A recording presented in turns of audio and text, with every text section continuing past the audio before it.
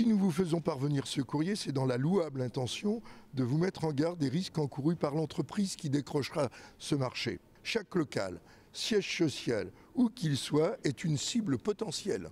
Voici la teneur du courrier reçu il y a quelques semaines par une trentaine d'entreprises de la région.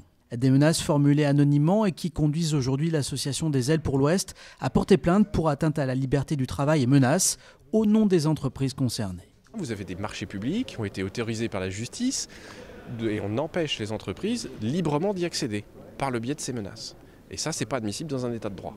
Dans le viseur de l'association, certains opposants au projet d'aéroport.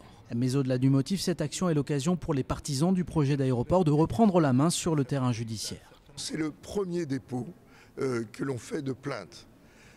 Il y a 100 recours jusqu'à présent qui ont été déposés par les opposants et 100 recours qui ont été perdus. Les derniers étant ceux du Conseil d'État. Donc il n'y a pas de poids, de mesure. Nous arrivons et nous commençons à dire il y en a assez. Il faut que d'autres voix se fassent entendre. Si c'est par la justice, c'est par la justice.